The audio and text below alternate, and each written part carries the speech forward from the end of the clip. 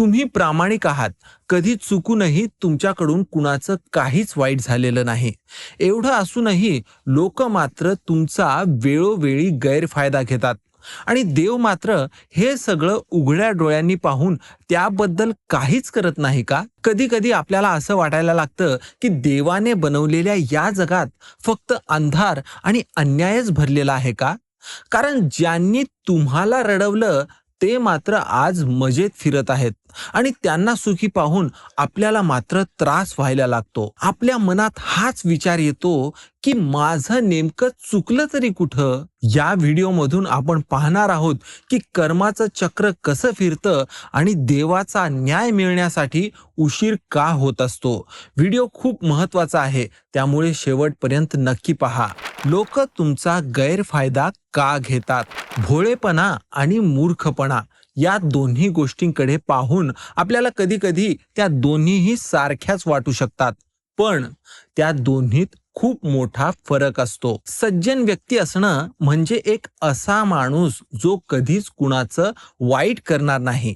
कुणी मदत मागायला येत असेल तर त्याच्या मदतीला धावून जाणारा आणि कुणी चुकीची माफी मागत असेल तर त्याला माफ करून सगळं विसरणारा असतो. पण एक सज्जन व्यक्ती एक मूर्ख माणूस नसतो. एखाद्या सज्जनाला कुणी तीच ती चूक करत असेल किंवा त्याच्या चांगल्या स्वभावाचा गैरफायदा घेताना दिसत असेल तर तो सज्जन माणूस वेळीच स्वतःला सावरत असतो. देवाने आपली निर्मिती करताना आपल्याला बुद्धी देखील दिलेली आहे. त्यामुळे जर कोणी आपला गैरफायदा घेऊन आपल्याला मूर्खात काढणार असेल तर आपण वेळीच सावध व्हावं अशी देवाची आपल्याकडून अपेक्षा असते. प्रत्येकाच्या कामी या, पण जे तुमच्या पाठीत सुरा खुपसायला आलेले आहेत, ज्यांना तुमच्याकडून फक्त फायदाच हवा, अशा लोकांना मात्र वेळीच दूर देखील करता यायला हवं. आता अशी वाईट लोक आपल्या आयुष्यात आली म्हणून आपल्याला देवाकडे तक्रार करण्यात काहीच अर्थ नाही. कारण आपल्या आयुष्यात येणाऱ्या प्रत्येक वाईट माणसामागे एक धडा लपलेला असतो. तो धडा आपल्याला शिकवायला तो आपल्या आयुष्यात आलेला असतो. काही लोक आपल्या आयुष्यात चांगल्या आठवणी देऊन जातात, तर काही आपला विश्वासघात कशा प्रकारे होऊ शकतो याबद्दलचा धडा देऊन जात असतात. दोन्हीही महत्वाचे आहेत. यासोबतच काही गेल्या जन्माचे पाप असतील ते फेडण्यासाठी त्याची वसुली करायला म्हणून काही लोक आपल्या आयुष्यात आलेली असतात. त्यामुळे अशा लोकांच्या कचाट्यात तुम्ही अडकलेले असाल आणि काही केल्या तुम्ही यातून बाहेर पडत नसाल तर त्यांच्याशी तुमचा संबंध का आलाय हे आधी लक्षात घ्या आणि जितकं होईल तितकं त्यांच्या वाईट वागण्याकडे दुर्लक्ष करा. आता जर आपण या आपल्याला त्रास देणाऱ्या लोकांकडे पाहिलं तर ते आतून खूप रिकामे असतात. त्यांच्या आयुष्यात चांगलं म्हणून असं काही चाललेलं नसतं. त्यांना प्रेम काय, देव काय, भक्ती काय किंवा चांगुलपणा काय याबद्दल काहीच ज्ञान नसतं. पण तुम्हाला या गोष्टींची जाणीव आहे हे पाहून आणि तुम्हाला दुःखाच्या काळातही सगळं काही गमावूनही सुखी झालेलं पाहून ही लोक मात्र अस्वस्थ होतात आणि तुमच्याकडून हे सुख हिरावून तुम्हाला दुःखी करण्याचा प्रयत्न करू लागतात. ही विचित्र मानसिकता काही लोकांमध्ये असते, पण यांचा आनंद हा तात्पुरता असतो. कारण हा आनंद त्यांच्या समाधानावर नाही तर इतरांच्या दुःखावर आधारलेला असतो. देवाच्या काठीला आवाज नसतो.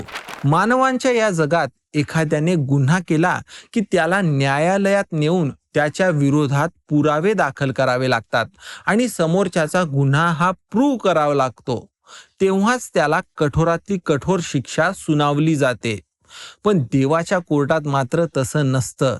इथे पुरावे कोणते आणि कृती काय यापेक्षा त्या व्यक्तीच्या वागण्यामागचा हेतू हा खूप महत्वाचा असतो. देवाच्या काठीला आवाज नसतो असं म्हणतात. हे ऐकून आपल्या मनात प्रश्न पडतो की हे आवाज नसणं म्हणजे आहे तरी काय? तर काही विचित्र आणि वाईट असलेली लोक आपल्याशी वाईट वागत असतात आणि आपल्याला दुःखी पाहून मनातल्या मनात खूप आनंदी व्हायला लागतात. त्यांना वाटतं ते गुन्हा करून शिक्षा न भोगता निसटून गेले. पण देव त्यांचं सगळं वागणं पाहत असतो. त्यांच्या या वागण्याची शिक्षा देव आत्ताच देत नाही, तर तो अशा वेळी आणि अशा स्वरूपात ही शिक्षा त्यांना देतो की त्यांना कळतही नाही की हे त्यांच्या कर्माचेच फळं ते भोगत आहेत. जेव्हा लोक वाईट वागतात तेव्हा त्यांना मिळणाऱ्या या देवाच्या शिक्षेचं स्वरूप हे वेगवेगळं असू शकतं. काही लोकांनी आपलं आर्थिक नुकसान किंवा फसवणूक केलेली असते, पण ते मात्र लाखो लोकांचे पैसे बुडवून श्रीमंतीत थाटामाटात जगताना आपल्याला दिसतात. इथे हे लक्षात घ्यायला हवं की फक्त आर्थिक नुकसान म्हणजेच शिक्षा नसते. देवाची खरी शिक्षा ही विविध स्वरूपात यांच्या आयुष्यात यायला लागते. कधी कुणाची मानसिक शांतीच नष्ट होते, त्याला नेहमी चिंता आणि भीतीने इतकं वेढलेलं असतं की त्याचं जगणंच अवघड व्हायला लागतं.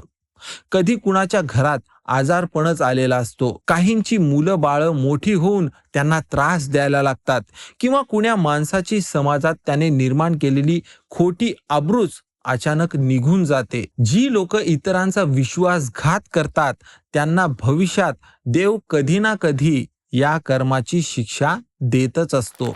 कर्माचा हिशोब.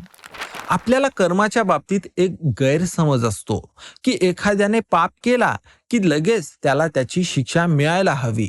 पण कर्म हे असं काम करत नसतं. कर्म म्हणजे एखादं बी पेरल्यासारखं असतं. ते कोणतंही असो, तुम्ही वाईट कर्म करा किंवा चांगलं कर्म, त्याचं बीज आज या ठिकाणी पेरल्या जाईल आणि पुढे चालून त्याच कर्माचा वृक्ष बनून तुम्हाला आयत्या वेळी तो भोगायला मिळेल. असं म्हणतात ना की कलियुगात पापाचा घडा भरल्याशिवाय तो फुटत नसतो. अगदी त्याचप्रमाणे एखाद्याच्या पापाची शिक्षा त्याला मिळत नसेल तर समजा की त्याच्या पापाचा घडा अजून भरलेला नाहीये. जेव्हा हे कर्म आपल्या आयुष्यात परत मिळायची वेळ येते तेव्हा मात्र आपल्याला व्याजासकट ते परत मिळत असतात. चांगलं असो किंवा वाईट, जे काही कर्म असेल त्यावर आणखी आगाऊचं भर पडून ते आपल्या नशिबी येत असतं. कुणी वाईट वागूनही त्याला मात्र सगळं काही चांगलं मिळत असेल तर समजा की त्याच्या मागील जन्माचा किंवा कुठल्या तरी चांगल्या पुण्याचं फळ म्हणून त्याचं हे सगळं भागून जात असेल. पण आता तो जो काही पापाचा संचय करत निघालेला आहे त्याचे फळ मात्र त्याला भयानक स्वरूपात भोगायला मिळणार आहेत. बदला घ्यावा का? नाही.